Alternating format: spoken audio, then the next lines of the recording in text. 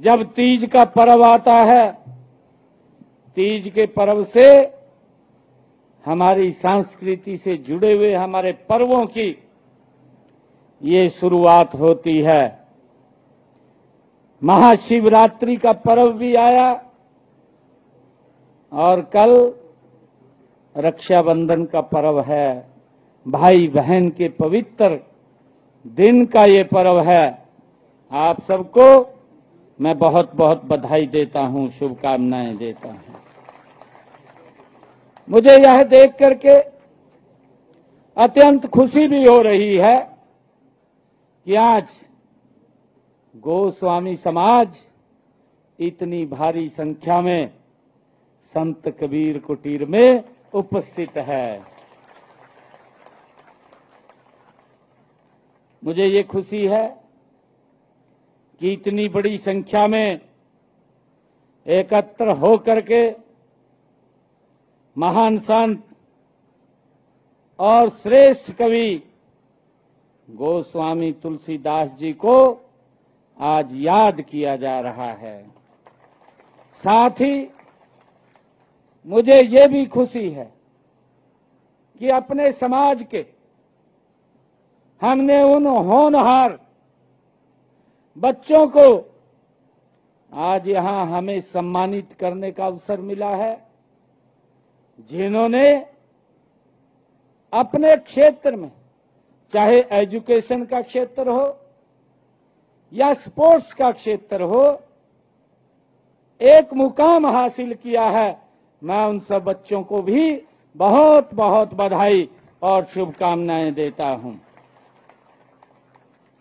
उन्होंने अपनी प्रतिभा और परिश्रम से समाज और प्रदेश और अपने मां बाप का नाम रोशन किया है। मैं सभी बच्चों को, विद्यार्थियों को, खिलाड़ियों को मैं बहुत बहुत बधाई और शुभकामनाएं देता हूं। मुझे ये खुशी है गोस्वामी तुलसीदास जी के उनका नाम लेते ही जब हम स्मरण करते हैं, गोस्वामी तुलसीदास जी के नाम से याद मात्र करने से ही भक्ति, ज्ञान और मर्यादा का भाव जागृत हो जाता है। ऐसे महान स्वामी गोस्वामी तुलसीदास जी थे। वे एकमात्र एक कवि या संत नहीं थे, बल्कि एक ऐसे युग दृष्टा थे जिन्होंने अपने अमर ग्रंथ, जिससे पूरा मानव समाज प्रेरणा लेता है, रामचरितमानस के माध्यम से भारतीय समाज को एक नई दिशा देने का काम गोस्वामी तुलसीदास जी महाराज ने किया है। यह हमारी संस्कृति में उन्होंने बड़ा योगदान दिया है और उनके सम्मान में, गोस्वामी तुलसीदास जी महाराज के सम्मान में मैं एक बात कहना चाहूंगा। सुर सुर तुलसी शशि, सुर सुर तुलसी शशि, उड़गन केशव दास, अब के कवि खे गोत सम, जह जह करत प्रकाश। ये स्वामी तुलसीदास जी महाराज की ये वाणी है। इस दोहे के माध्यम से मैं महाकवि संत तुलसीदास जी को चंद्रमा तथा कवि सूरदास जी को संस्कृति का सूर्य बताया गया है। इस के माध्यम से जो हमारा ये दोहा है, इस दोहे के माध्यम से संत तुलसीदास जी महाराज को चंद्रमा का रूप दिया गया है और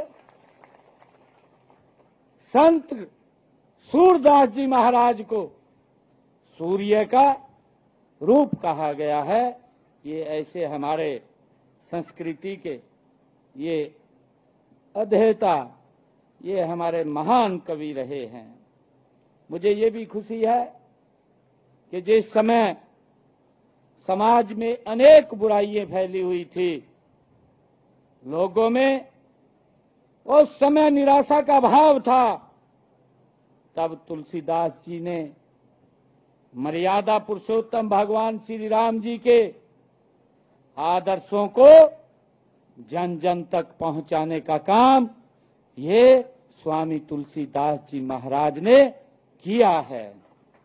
उन्होंने प्रेम, त्याग, कर्तव्य निष्ठा और भक्ति का ऐसा पाठ पढ़ाया जो आज भी समाज के लिए एक प्रकाश स्तंभ के तरह हमारे जीवन का वो मार्गदर्शन कर रहा है। ये स्वामी गोस्वामी तुलसीदास जी महाराज ने ऐसा प्रकाश स्तंभ ये दिया है। मुझे ये भी खुशी है कि उनकी रचनाओं में मानव जीवन के हर पहलू का समावेश है, चाहे वो राजा का कर्तव्य हो या प्रजा का अधिकार हो, गुरु का महत्व हो या शिष्य की श्रद्धा हो, भाई का प्रेम हो या पति पत्नी का संबंध हो। उन्होंने अपने काव्य ग्रंथों के माध्यम से भक्ति, ज्ञान, वैराग्य, नीति और सामाजिक मूल्यों को इतनी सरलता से समझाया कि वे आज भी उतने ही प्रासंगिक हैं। केवल भारत ही नहीं बल्कि ये पूरा का पूरा मानव मात्र है। इसलिए ये गोस्वामी तुलसीदास जी हमारे प्रेरणा स्रोत हैं। मैं इसके लिए आप सबको बधाई देता हूं। मित्रों, मुझे ये भी खुशी है कि तुलसीदास जी ने ऐसे राम राज्य की कल्पना उन्होंने की थी जहां कोई दुखी न हो, कोई अभावग्रस्त न हो, जहां सब सुखी हों, सब निरोगी हों। यह एक सुशासन और आदर्श समाज की परिकल्पना अगर किसी ने की है, गोस्वामी तुलसीदास जी ने उस समाज की परिकल्पना की है। इसे हमें आज भी अपने जीवन में उतारने का प्रयास करना चाहिए। जो मार्ग गोस्वामी तुलसीदास जी महाराज हमें दे करके गए हैं, दिखा करके गए हैं, उस मार्ग के ऊपर हमें चलना भी चाहिए और उसे अपने जीवन में भी हमें उतारना चाहिए। मित्रों, मुझे यह जानकर खुशी भी हुई है कि गोस्वामी समाज ने युगों युगों से भारतीय संस्कृति और सनातन धर्म की रक्षा और उसके प्रचार प्रसार में महत्वपूर्ण भूमिका अगर किसी ने निभाई है तो वो गोस्वामी समाज ने ये महत्वपूर्ण भूमिका इस सनातन धर्म की रक्षा की ये गोस्वामी समाज ने निभाई है। मुझे ये भी खुशी है आप सभी ने अपनी तपस्या, ज्ञान और सेवा के माध्यम से समाज को भी एक नई दिशा देने का काम ये गोस्वामी समाज ने किया है। मुझे ये भी खुशी है कि गोस्वामी समाज हमेशा से शिक्षा, आध्यात्मिकता और सामाजिक कार्यों में ये अग्रणी रहा है। मुझे विश्वास है कि आप सभी गोस्वामी तुलसीदास जी के बताए हुए मार्ग पर चलते हुए अपने समाज को और अधिक सशक्त और मजबूत बनाने का काम हम मिलकर के करेंगे, ये मुझे पूर्ण विश्वास है। मुझे ये भी खुशी है कि आज हमने आपके समाज के, जो हमारा समाज है, अपने समाज के उन होनहार 140 बच्चों को यहां सम्मानित किया है, जिन्होंने शिक्षा के क्षेत्र में और जिन्होंने खिलाड़ी खेलों के क्षेत्र में एक मुकाम हासिल किया है।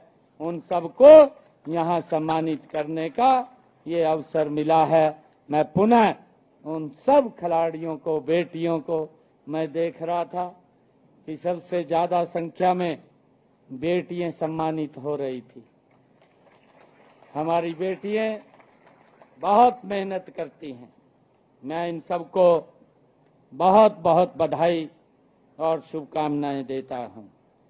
मुझे ये भी खुशी है कि मैं सभी सम्मानित होने वाले अपने छात्र छात्राओं को तो हार्दिक बधाई देता हूं।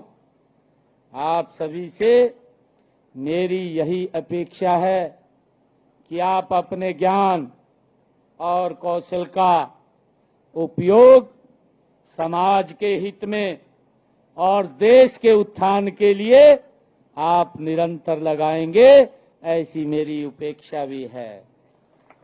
मुझे ये भी खुशी है कि कहीं भी अपने संस्कारों और मूल्यों को हम नहीं भूलेंगे, क्योंकि यही आपकी असली पहचान है। मैं सभी युवा बेटियों को कहना चाहूंगा। मित्रों, मुझे खुशी है कि हमारी सरकार निरंतर समाज में एकता के साथ उसको आगे बढ़ाने का काम कर रही है। और मुझे ये भी खुशी है कि हम गोस्वामी तुलसीदास जी के आदर्शों पर चलकर एक ऐसे समाज का निर्माण करें जहां हर व्यक्ति को समान अवसर को, जहां कोई पीछे न छूटे, वो आगे बढ़े। ये सरकार निरंतर गोस्वामी तुलसीदास जी के मार्ग पर, उनके दिखाए हुए मार्ग के ऊपर आगे बढ़ रही है। ये मेरे लिए बड़ी खुशी की बात है। मुझे ये भी खुशी की बात है कि गोस्वामी तुलसीदास जी महाराज ने जो मार्ग दिखाया है, उस मार्ग पर देश के यशस्वी प्रधानमंत्री आदरणीय नरेंद्र मोदी जी पिछले 11 वर्षों से बिना रुके, बिना थके, निरंतर समाज को आगे बढ़ाते हुए, इस भारत को विश्व गुरु की तरफ ले जाते हुए निरंतर काम कर रहे हैं।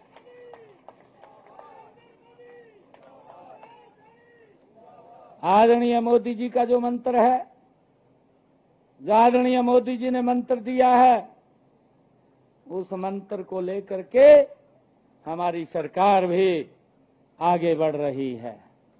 आदरणीय मोदी जी ने मंत्र दिया है, सबका साथ, सबका विकास, सबका विश्वास और सबका प्रयास। ये आदरणीय मोदी जी का मूल मंत्र है। और हरियाणा सरकार उस मूल मंत्र को लेकर के गति से आगे बढ़ रही है और हरियाणा के हर वर्ग, हर समाज के उत्थान के लिए ये हमारी सरकार प्रतिबद्ध है। हम उसके ऊपर मजबूती से काम कर रहे हैं। इस दिशा में हमने कई योजनाएं भी हरियाणा प्रदेश के अंदर चलाई हैं। मुझे खुशी है कि अभी हमारे प्रधान जी वो बोल रहे थे मंच के ऊपर से, सुबोध गिरी जी, कि हमारे समाज के बच्चों को केंद्र में ओबीसी कैटेगरी का लाभ नहीं मिल रहा है। यहां तो मिल रहा है, मैं इसके ऊपर अभी कुछ ही देर में आपके बीच में बात रखूंगा।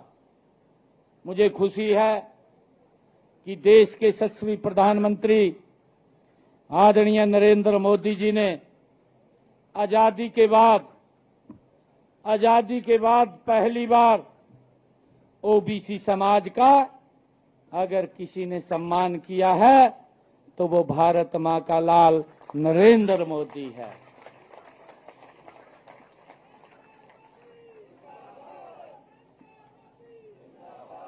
नहीं तो भाइयों,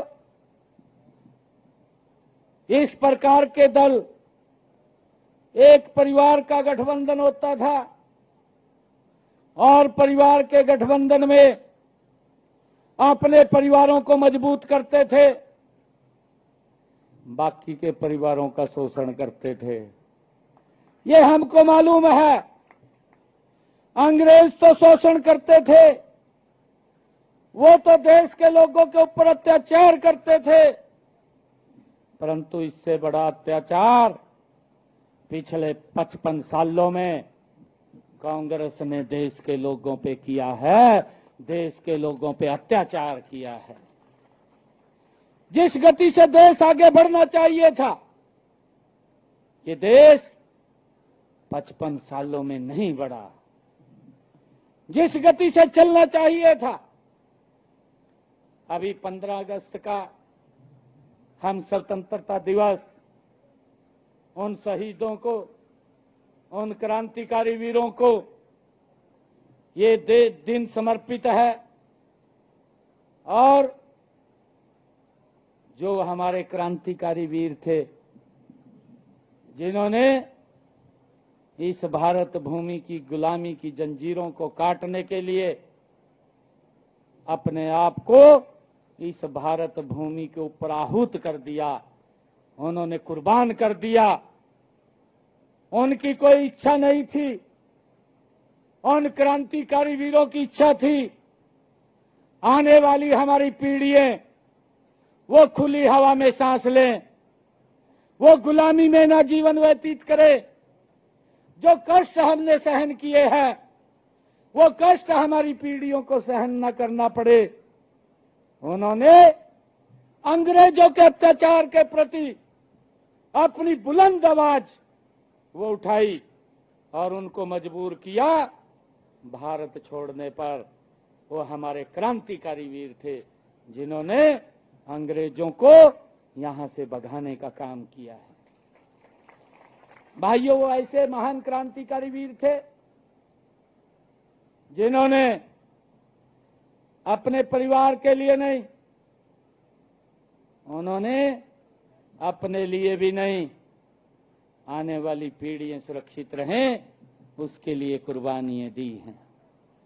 और भाइयों, क्या अत्याचार उनके ऊपर होते थे। उनके ऊपर इतने अत्याचार कांग्रेस ये अंग्रेज करते थे। वो अंग्रेजों के प्रति अपनी आवाज को बुलंद करते थे।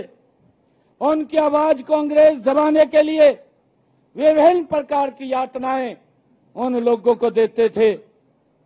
उनको कठोर कारावास देते थे, कोल्लू में उनको बांध करके चलाते थे, भोजन नहीं देते थे। और हम सबको शायद ध्यान में नहीं है, मैं आपको बताना चाहता हूं, जो अंडमान निकोबार की सेल्युलर जेल है, वो सेल्युलर जेल तो तब बनी भी नहीं थी। वो सेल्युलर जेल जहां एक टापू था, 7 समुद्र के पार वो टापू थे, समुद्र के बीच में थे। उस समुद्र के बीच में टापू पर उन क्रांतिकारी वीरों को यहां से पकड़कर उस टापू पे छोड़ देते थे। और वो क्रांतिकारी वीर जिनके मन में इस देश की आजादी की ज्वाला दहक रही थी कि हमने इस देश को आजाद कराना है, वो हमारे क्रांतिकारी वीर जो ये बात बोलते थे उसको काला पानी कहते थे। और हमारे बुजुर्ग इस बात को लेकर के बोलते थे कि जो व्यक्ति काला पानी चला गया वो वापिस नहीं आएगा, वो परिवार से बिछुड़ गया है, मर गया है। ये धारणा हमारे बुजुर्गों की थी। काला पानी छोड़ देते थे, परंतु हमारे क्रांतिकारी वीर उस समुद्र को लांघ करके फिर अंग्रेजों के प्रति वो अपनी आवाज को बुलंद करते थे। अंग्रेजों ने सोचा ये समुद्र को लांघ करके आ जाते हैं। उन्होंने सबसे पहले जो जेल बनाई, अंग्रेजों ने उस टापू के ऊपर जो जेल बनी, उस जेल का नाम था चैन गैंग जेल। 8-8, 10-10 क्रांतिकारी वीरों को एक मोटी चैन से बांध करके उस टापू के ऊपर छोड़ देते थे ताकि वो समुद्र को लांघ करके ना सकें। भूखे प्यासे, उनको खाना नहीं मिलता था। अगर कोई मर जाता था उसको समुद्र में फेंक देते थे। यह हालात थी। हमारे कितने क्रांतिकारी वीरों ने इस भारत की आजादी के लिए अपने आप को कुर्बान किया है। और हम ये बात बोलते हैं कि उन्होंने सपना देखा था कि मेरा भारत ये फिर सोने की चिड़िया बने। ये हमारे क्रांतिकारी वीरों का सपना था और उस सपने को पूरा करने का संकल्प अगर किसी ने लिया है, ये भारत मां का लाल नरेंद्र मोदी है। उसने ये संकल्प लिया है। हम सब जानते हैं आजादी का जब 75वां वर्ष पूर्ण हुआ, हमने आजादी का अमृत महोत्सव मनाया। हर घर पर तिरंगा लगाया, हमने तिरंगा यात्राएं निकाली। हम सब उसमें शामिल हुए, पूरा देश उसमें शामिल हुआ। आदरणीय प्रधानमंत्री जी ने कहा कि जब हम आजादी का 100वां वर्ष मनाएंगे, जब हम आजादी का 100वां वर्ष मनाएंगे 2047, ये भारत उन क्रांतिकारी वीरों के सपनों का भारत होगा। ये आदरणीय नरेंद्र मोदी जी ने संकल्प लिया है और मुझे खुशी है उस संकल्प जो आदरणीय मोदी जी ने लिया है, उस विकसित भारत का जो संकल्प लिया है। हमारी बेटियां आज जो सम्मानित हुई हैं, हमारे बेटे आज जो सम्मानित हुए हैं, उस विकसित भारत की पटकथा लिखने की महत्वपूर्ण भूमिका वो आपकी कलम से होगी। मुझे ये बड़ी खुशी है। मुझे खुशी है आदरणीय मोदी जी ने ओबीसी आयोग बनाया, उसको संवैधानिक शक्तियां पहली बार दी गई। मैं तो देखता था, अगर कोई देखना चाहे, हमारी बहन सुप्रीम कोर्ट के अंदर ये AAG हैं, सीनियर एडवोकेट है हमारे सुप्रीम कोर्ट के अंदर। और मैं आपको बताना चाहता हूं कि जो आदरणीय मोदी जी ने जो एक सपना देखा है और उन्होंने कहा भी है कि हर समाज का समान रूप से विकास हो, तभी ये देश समान रूप से आगे बढ़ सकता है। हम ये भी देखते हैं कुछ जिले जो पिछड़े हुए थे, उनको आकांक्षी जिला के अंदर लेकर के उनको अगड़े करने का काम ये पहली बार नरेंद्र मोदी जी कर रहे हैं। आदरणीय मोदी जी ने ओबीसी आयोग बनाया, ये पहली बार बना। कांग्रेस के तो बड़े बड़े नेताओं ने, उनकी डिबेट है लोकसभा के अंदर, अगर निकलवा करके देखना कोई चाहे देख सकता है। 1-1 घंटे की डिबेट है कि ओबीसी आयोग के लोगों को कोई अधिकार नहीं मिलने चाहिए, इनको तो वोट बैंक के रूप में इस्तेमाल करते थे या रैली के अंदर भीड़ बढ़ाने के लिए काम करते थे।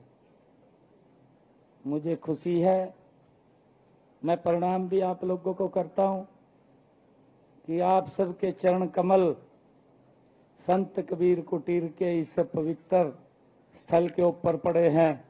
पहली बार पड़े हैं, आज तक किसी ने इसके अंदर जाकर भी नहीं दिया। ये पहली बार है।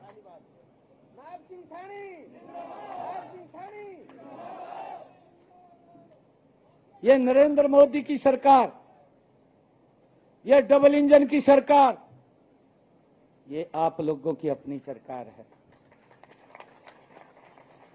मुझे खुशी है, आदरणीय मोदी जी ने ओबीसी आयोग तो बनाया, उसको संवैधानिक शक्तियां दी और संवैधानिक शक्तियां मिलते ही आज हमारे बेटों को, बच्चों को, चाहे एमबीबीएस के अंदर की बात हो, चाहे एमबीबीएस एमडी की बात हो, या सैनिक स्कूल में एडमिशन लेने की बात हो, या केंद्रीय विद्यालय में एडमिशन लेने की बात हो, या नवोदय विद्यालय में एडमिशन लेने की बात हो, या आईआईटी में लेने की बात हो, 27% का आरक्षण देने का काम ये नरेंद्र मोदी जी ने किया है।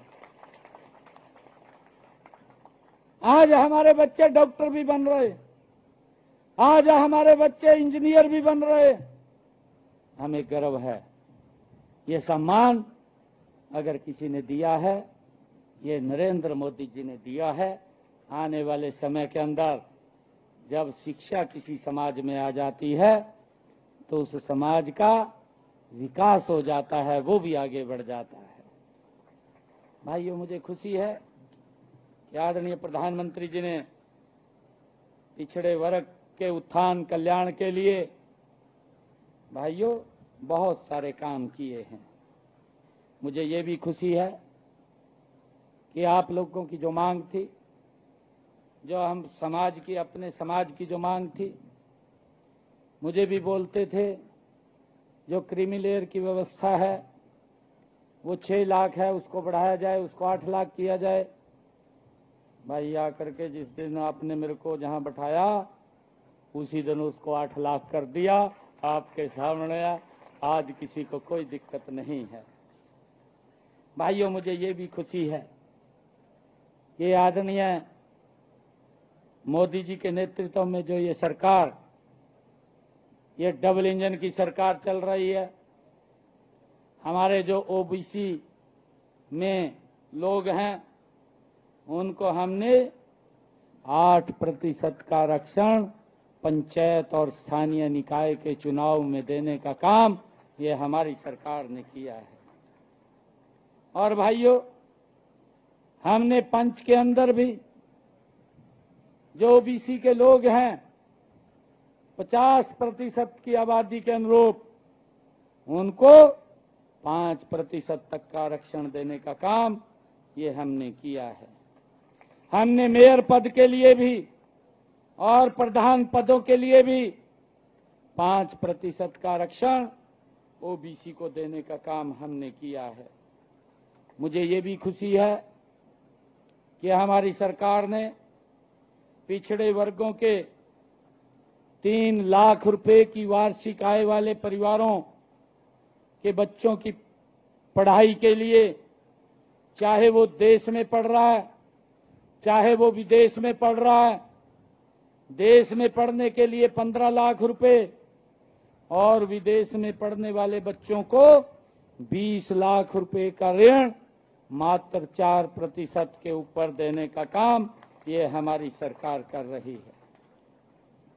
मुझे ये भी खुशी है कि हमने डॉक्टर भीमराव अंबेडकर मेधावी छात्रवृत्ति योजना के तहत पिछड़ा वर्ग के विद्यार्थियों को उच्च शिक्षा में के लिए 8,000 रुपए की वार्षिक छात्रवृत्ति देने का काम भी ये हमारी सरकार कर रही है।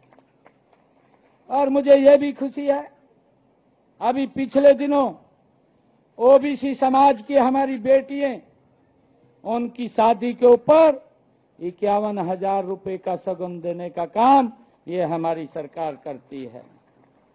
मुझे खुशी है मित्रों कि गोस्वामी समाज से मेरा आह्वान भी है कि आप सभी एकजुट होकर के समाज के विकास के लिए अपनी महत्वपूर्ण भूमिका वो निभाएं। हमें अपनी युवा पीढ़ी को सही दिशा दिखानी है और उन्हें संस्कारों से जोड़ना है।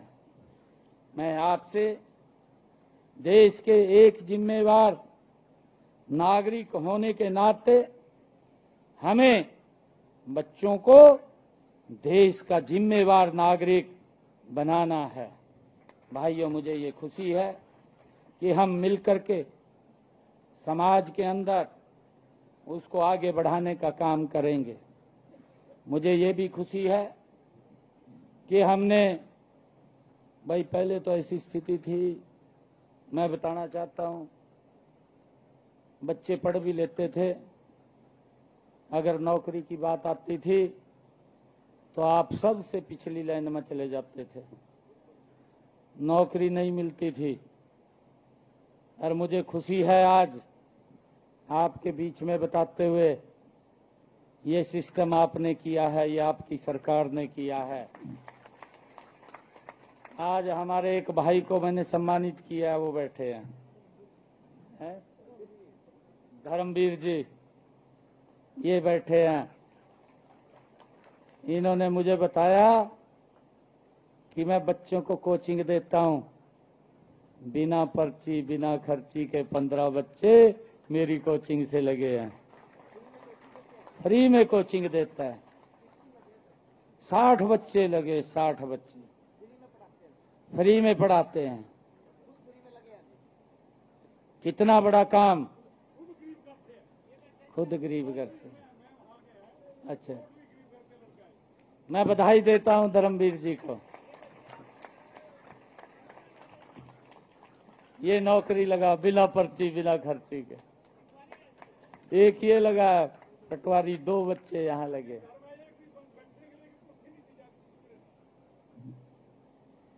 भाइयों, इसके लिए, इस सिस्टम के लिए एक स्टैंड लेना पड़ा, नहीं तो विधानसभा के चुनाव में ने बातें उठ गई थी, पता आपनो, कहा मेरे हिस्से में तो 2000 है रे, कहा। मैंने कहा भाई ये तो काम खराब हो गया है? और फिर ये बात कह करा, मेरे पास बच्चे आए, मैंने एक घोषणा करी, मैं कहा मैं 50,000 बच्चे लगाऊंगा। मैं जब मेरे को जिम्मेवारी मिली तो मैंने तुरंत एक घोषणा करी भी 50,000 बच्चों को नौकरी दूंगा। मैंने लगभग 16-17 हजार बच्चों को ज्वाइनिंग लेटर दे दिया था। आचार संहिता लग गई, आचार संहिता लग गई तो कुछ बच्चों के रिजल्ट तैयार थे, तो ये विपक्षी दल चीफ इलेक्शन कमीशन पर चले गए, हाई कोर्ट में चले गए और वहां जाकर कहने लगे, एक बहुत बड़ा नेता गया इनका दिल्ली से, अगर आप नाम सुनेंगे तो आप भी हैरान रह जाएंगे, भी यो जा सका वहां, इतना बड़ा नेता था। परंतु किसी को दबाने की बात हो तो कांग्रेस एकदम भाग जाएगी, आगा एकदम जाएगी। इब राहुल गांधी और उसको ठायों फिरी गया आपके सामने संविधान को, कहा जब मोदी तीसरी बार आ गया, कहा संविधान खत्म हो जाएगा। हमारे लोग भी बोले यार बात में तो आई जा ही गए ना, थोड़ी बहुत ही तो बात में फंस गए। हाँ, ताऊ जी बता रहे, कहा इतनी बड़ी कापी थी, अंदर कुछ नहीं था, कहा अंदर खाली था, बस बाहर बाहर लाल दिख रही थी किताब। इन्होंने चीफ इलेक्शन कमीशन पे गए, कहा जी रिजल्ट ना निकाला जाए, हरियाणा के मुख्यमंत्री को आदेश दिया जाएगा। जब इतना बड़ा आदमी कांग्रेस का पेश हो जाएगा, उसने भी कह दिया भी नहीं रिजल्ट ना निकाला जाए। उनने लेटर जारी कर दिया तुरंत, मेरे को लेटर 2 घंटे में मिल गया, इतनी स्पीड पे। कहा आप कोई भी रिजल्ट नहीं निकालेंगे। मैंने कहा नहीं निकालेंगे, हम नहीं निकालेंगे। मैं कहा तो मेरे पास बच्चे इकट्ठे होकर आए, मेरे ख्याल से होंगे 8-10 हजार बच्चा मेरे को मिला आकर के, और मेरे को कहने लगे, कहा मुख्यमंत्री जी, मैं कहा हाँ जी, कहा रिजल्ट निकाल दो, अब गलत चल रही, कहा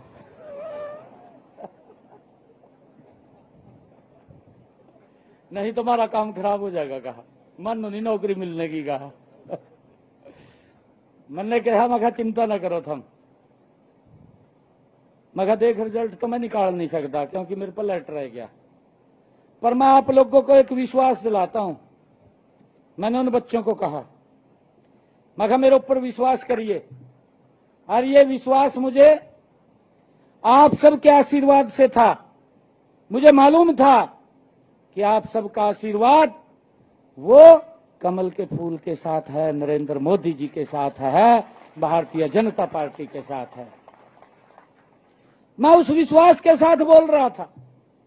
मैंने उन 6-7 हजार बच्चों को कहा, आप घर जाइए, आप चिंता मत करिए, मैं आप लोगों को विश्वास दिलाता हूं, 8 तारीख को जब रिजल्ट निकलेगा, आपका ये भाई बाद में ज्वाइनिंग करेगा, पहले आप लोगों को ज्वाइनिंग करवाएगा।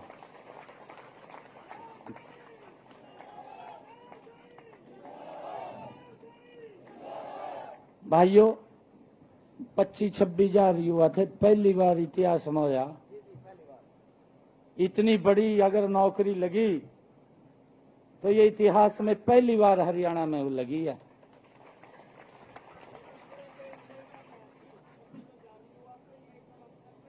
कहीं नहीं लगे, 26 हजार एकदम से।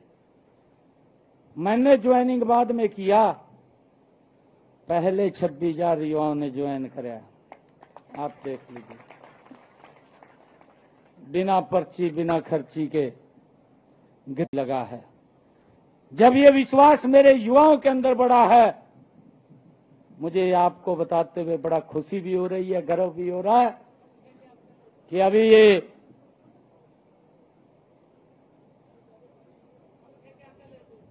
पंखा कर दो भाई, एक पंखा कर दो जहां सामने, पंखा कर दो, पंखा कर दो, पानी पिला दो, ये पानी होगा ना, पानी पिला दो, पंखा कर दो।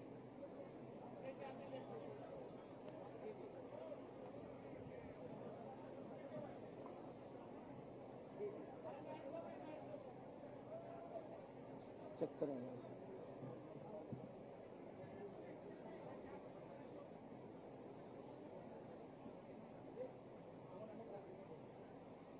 डॉक्टर को बुला लेना। हाँ,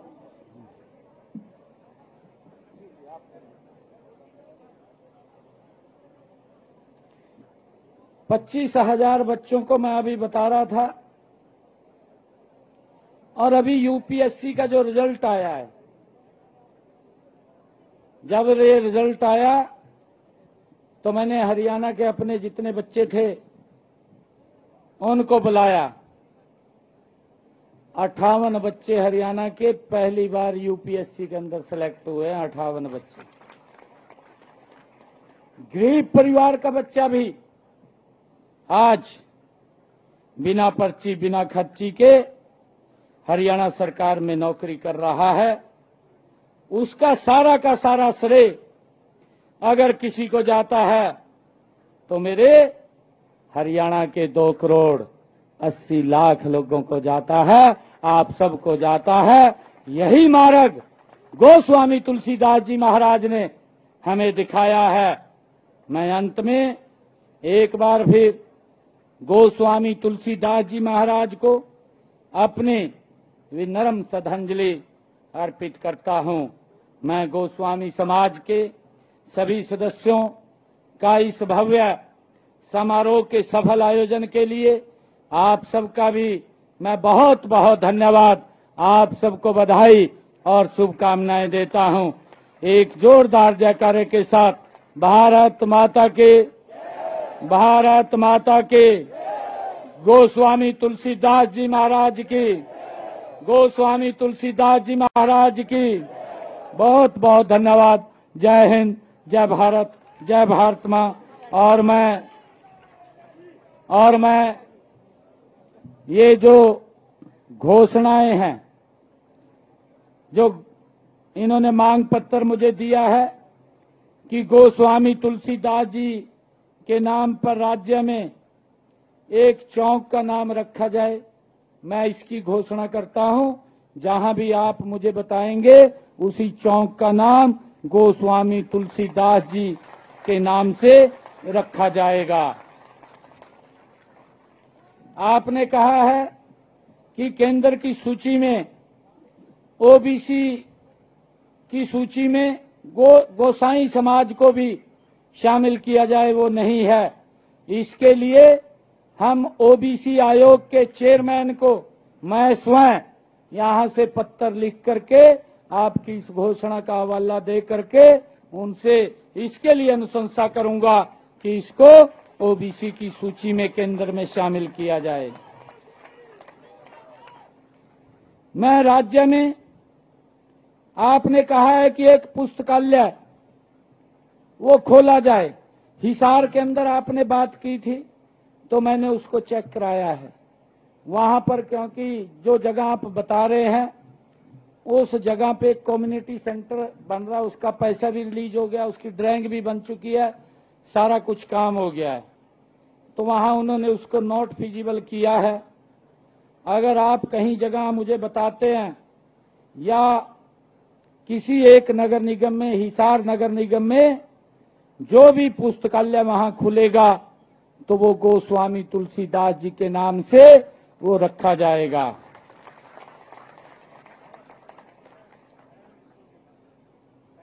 नहीं, हमने एक वहां लाइब्रेरी खोलनी है, बड़ी लाइब्रेरी खोलनी, और बहुत बड़ी लाइब्रेरी खुलेगी हिसार में, उसी का नाम करते हैं, उसी का नाम कर देंगे।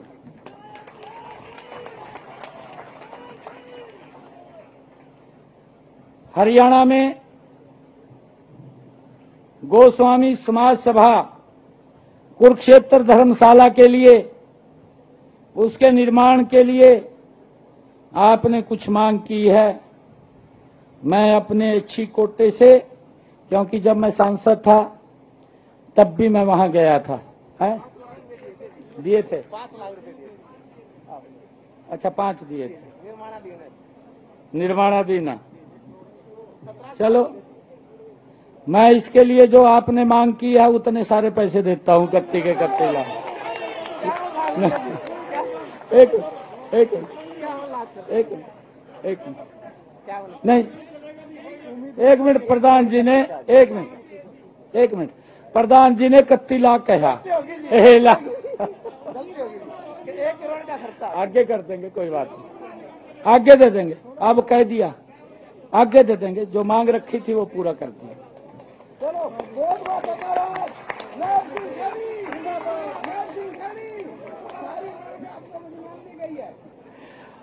31 लाख रुपया मैं उस धर्मशाला के लिए देता हूं। आप सबका बहुत बहुत धन्यवाद। जय हिंद, जय भारत, जय भारत मां।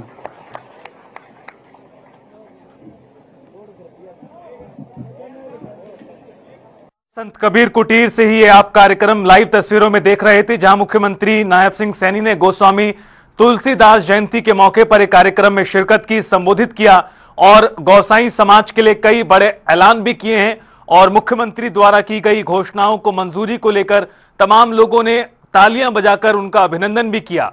और इस दौरान सीएम सैनी ने अपने सरकार के किस तरह से विकास कार्य हैं उनको गिनाने का काम भी इस मौके पर किया है। यह समारोह हमारी समृद्ध संस्कृति को दर्शाता है। सबका साथ, सबका विकास हमारा मूल मंत्र है। 11 सालों से प्रधानमंत्री देश का विकास कर रहे हैं। 140 बच्चों को सम्मानित किया गया। कांग्रेस ने देश के लोगों पर अत्याचार किया तो मुख्यमंत्री नायब सैनी ने इस दौरान कार्यक्रम के जरिए मंच से कांग्रेस पार्टी को भी आड़े हाथ लिया। क्या कुछ कहा है मुख्यमंत्री सैनी ने, वो आपको इन ग्राफिक्स के माध्यम से दिखा रहे हैं। इस वक्त बड़ी खबर में हमें युवाओं को सही दिशा दिखानी है।